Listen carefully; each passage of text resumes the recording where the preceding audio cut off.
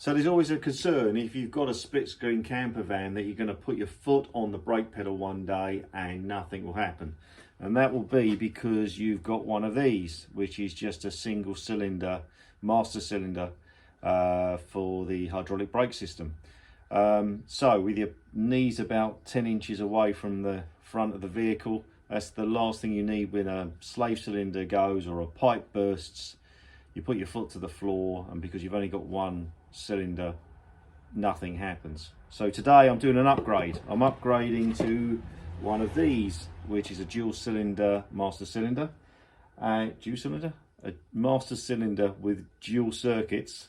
And as I'm doing that, I'm upgrading or changing out a lot of the other component parts. So I've got some new flexible hoses from the front. I've got a very important conversion adapter, which you'll need if you want to upgrade. I've got, in fact, there's two of these reservoir tanks that need to go onto the new master cylinder. I've also got a bunch of brake pipe and a whole load of connectors. I'm borrowing off a friend of mine a flanging tool. Whoa! And we'll be putting some of these connectors on the end of the pipe, reconnecting up and having a brand new system in the front of the vehicle. So let's see how we get on. So I've sandblasted up the armature and given it a quick coat of paint, and I've checked the throw, and it seems to be exactly the same on both the old and the new master cylinder. So I'm going to fit this without this adapter plate, and we'll just see how we get on. I didn't actually buy the adapter or the new master cylinder. They came with the bus when I bought it. There was little bits in the back, and there are a number of different models of dual circuit master cylinder. This one is for a bay window, a T2. So maybe it's just on some of the models you do need the adapter plate. Anyway, we're going to give it a go. I'll fit this on. I'll put the reservoir on first, and then fit the whole lot in the van, and we'll see how we get on. Reservoir's on there. Put the armature in. I've greased it up inside. Just slide that through. There you go. See, that fits fine. The gaps, I'll stick a bolt through there for the moment, just to make sure it's okay. Yeah, that locates great. Look, I'll just get a couple of nuts through. I think I might need slightly longer. I'll just put that off temporarily for a second, just to have a look. Make sure it's all on properly.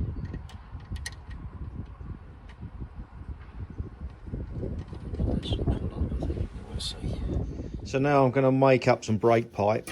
I've used some welding wire to work out the length of the run I need. This is the pipe. This is the tool that you use to make the flanges on the end. So you just feed the pipe through the tool, clamp it down, and then this piece goes in the end, and you just tighten it up and it makes the flange. And then I've got a whole bunch of connectors, which you must fit on first before you make the flange at each end. Cut the pipe, obviously, with a pipe cutter. Need to make that a really nice round. Don't use a saw, definitely use a pipe cutter to cut the pipe, get a nice end on it, and then that'll be it. Then I'll go and fit it on the vehicle.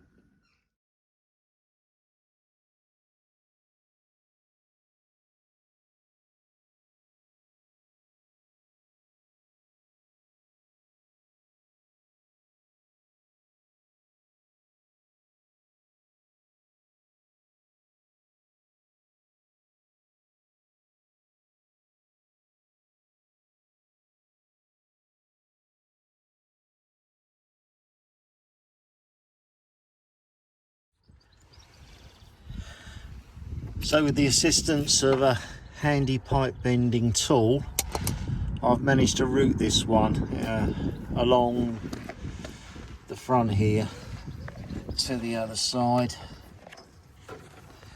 and up through there and then into there.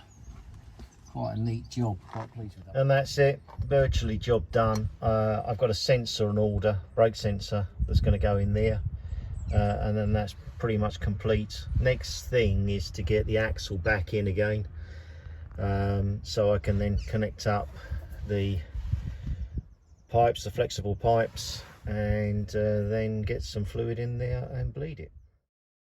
So that's it, job done. Brakes work fine. I've taken it out on the road, given it a little test, and they're okay. I don't think with drum brakes all round on one of these buses you're going to have fantastic brakes, but it works, and it works fine. A couple of things that I would say, to a couple of learning points. One, you remember at the beginning of the video I said that I'd pretty much inherited the master cylinder. That isn't the model I would go with. The reservoir that fits onto that particular model requires a second kind of reservoir and filler, and that's just awkward. It would have been much better to buy a master cylinder with the adapter kit that's specific to a split screen bus. And that way you get the reservoir with the filler cap on the top, and you know that right between your legs on the floor down there, there's a little access hole that you can do your filling for your brake fluid, which would have made the job a lot easier. But it works and it's fine what I've done. The other thing is in terms of brake bleeding and adjustment of the shoes is a little bit of an art. I'm happy to do a little video on that because it's a separate subject altogether.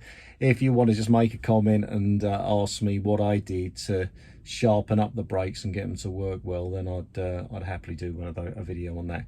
But there you go, job done. Very pleased. I'm now back on the road. So this whole process of 4 or 5 videos, I've got this thing back so it's functioning and running.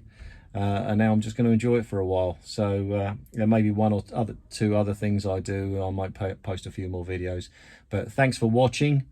Like and subscribe, please. And I'll see you next time. Thank you. Bye.